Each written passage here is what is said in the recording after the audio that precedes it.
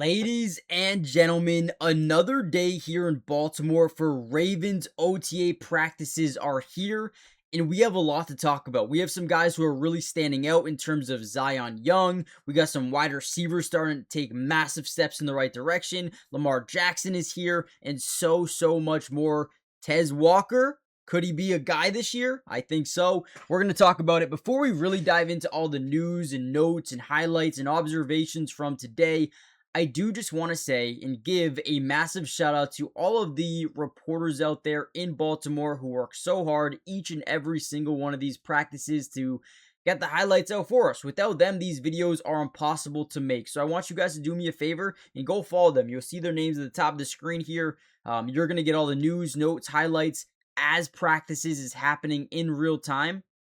So go give them a follow. There's Jacoby Lane there. Looks like a big target. But also, I want you guys to comment down below two players and maybe one on each side of the football that you think could, or that you think is maybe flying under the radar, but could ultimately take a massive step up and be big time players within this team this season under Jesse Minter. Let me know what you guys think. Hit the like button, subscribe. Again, all my Ravens content will be on this channel, Mattydubs NFL Film, rest of the season. Let's dive in. So according to Jameson here, again, go follow him if you haven't. There's a list of guys who are not present at today's practice. Tyler Huntley being one of them. Also, Ronnie Stanley, very important for him to be here because you got a new offensive system. He's not. Kyle Hamilton, who I believe was here last week, is missing this week, or at least today. Now, again, it is all voluntary, so it's okay. Don't set your world on fire because of it. Marlowe is not here last week. Again, not here this week. Rashad Bateman, not here last week, but is here this week. Again, the wide receiver room, let's look at the Ravens depth chart here. What's interesting with Bateman missing time is you're getting a lot of younger guys more reps. And with that comes potential that he loses a job. Again, new OC, new coach. He's got a lot to prove, especially coming off last season. And him not being here could ultimately really disrupt his ability to be a playmaker for them this year. Devontae Walker, we talked about him earlier. He's getting a lot of reps, and he's showcasing a lot with it. Elijah Sarratt, Jacoby Lane, Jonte Wester, all getting an extended amount of playing time with no Rachaad White. So him not being here, again, very crucial. Calais Campbell, who's a veteran. You don't need him to be here. It's fine. John Jenkins, Travis Jones, a lot of that defensive line, not at practice. Chidobe Awuzie, not there. Corey Bullock, who is competing for a starting job, is not here today. Obviously, you got Corey Bullock. You got Danny Pinter, who looks like he's probably the favorite to win that starting center job now. But Corey Bullock, definitely did not want to miss him. Mattydubs still got the neck injury. Buchanan, and then Adisa Isaac also out as well. Here's a little bit of Lamar Jackson going through some reps here or there, throwing to some of his teammates. But I am really excited about this offense. They've got a new OC here, coming over from a system. I believe he was in Detroit and in Chicago under Ben Johnson. He's someone that has a lot of experience in that system. I do think that you're going to see a lot of targets for Zay Flowers this year. I don't know how much his touchdown upside will be, but I do know that they're going to want to spread the ball out to all their playmakers, but also establish the run game. In today's modern NFL, we all know the Ravens are going to be good at running the football with Lamar, with Derrick Henry, with Adam Randall, and these other guys. But they're going to want to come out with 12 personnel. They're going to want to run the football. They're going to want to attack the seams off play action it's going to be when, not if, when those safeties start to bite down in the box. They're going to hit those seams heavy, and they're going to do it often. So I'm excited about that for this team.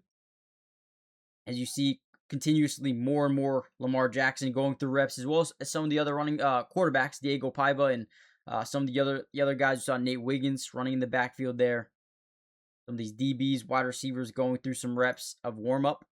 Here's a look at Vega, absolute mauler of a human being. I can't wait to see how he affects this offense, and I think for the running game, he is going to be huge, dude. He is going to open up lanes. I do and I don't. I do wish that they had Tyler Linderbaum to really dominate defensive lines this year, but as a Raider fan, kind of enjoy having Tyler Linderbaum on my team for a change of scenery, right? But ultimately, Vega is going to be a vital piece to this offensive line. He is going to be a difference maker. He is going to be a hole opener. for this offensive running game for the most part. Now, this depth chart, I don't know how accurate it is, but it does show him at left guard here with John Simpson at right guard, Danny Pinter at center, and then you got Ronnie Stanley and Roger Rosengarten at right tackle. Emory Jones getting a lot of look as well. We'll see a little bit of him here in a second. But before we do so, guys, do me a big time favor. Hit the like button if you guys can. It helps out so much. Let's see if we can get over 500 likes on the video. I told you guys earlier, but all my Ravens content this season will be on this channel. Mattydubs NFL Film, my backup channel. So when you see OTAs, minicamp, training camp, preseason, regular season, all those videos are going to be on this channel. So subscribe. It is free. It doesn't cost anything to subscribe to the channel. And we got you guys covered throughout it all. So join the family. Let's keep going. Before we get back into the video, I do want to say PrizePicks is one of the easiest apps to use, and I am absolutely in love with it. All you got to do is pick more or less on some of your favorite players, and with the NFL season right around the corner, I've decided to put an NFL futures pick in. You guys can let me know in the comments down below what you would do, or let me know what you think about my selection. Also, if you use my promo code, it will be in the link in the description. You can play $5 and you get $50 instantly. Guys, it is worth it, trust me. But ultimately, let me know what you guys think. Am I crazy? But I'm going Aaron Rodgers, more than 19.5 passing touchdowns. I feel like with Michael Pittman, with DK Metcalf, with Jeremy Bernard, there's just no Pat Freiermuth, Darnell Washington. There's no way he doesn't go over 19 touchdowns. No way. Right? I mean, at least in my opinion. But then I'm also pairing that with an Ashton Denty, more than 975 rushing yards. I just feel like Clint Kubiak's offense, they're going to run the ball. And then Mendoza to start less than 9 games. So I definitely like this. Let me know what you guys think in the comments, and let's keep going.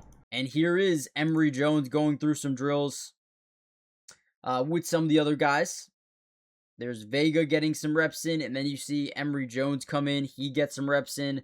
He was a higher round pick last year, so they do expect him at some point to come in and make a difference. Yes, there's a new coaching staff here, but still the same front office, so these guys drafted him for a reason. They want him to come in here and compete at a high level and maybe earn himself a role within this team this season. We'll see if that ends up happening, but again, Vega, he's going to have a big role. Now, this being the final week of OTAs and them heading into mandatory minicamp, things are going to pick up a lot. Now, I will say that they are not allowed to show case any of 7-on-7s or 11-on-11s, but we will get some more news and notes in terms of guys who have really stood out to not only the reporters, but the coaching staff as well. So I know it might not be the most exciting things to watch right now in terms of just warm-ups and whatnot, but expect a lot more news and notes in terms of who's looking good very, very soon.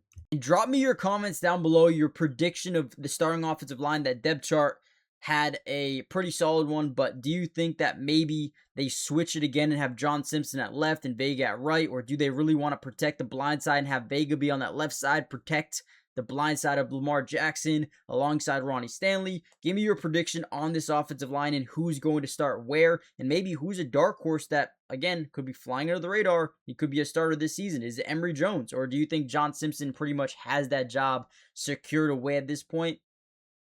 Let me know your guys' opinions. Here's a little bit of Zion Young, obviously not doing much here. And again, they're not allowed to show 7s and 11s, but tomorrow's video will get an update on who looked good, who stood out. So I'll break down that for you guys in tomorrow's video. Hit the like button, subscribe, join the video, and join the channel, join the family, and I'll see you guys in the next one. Peace.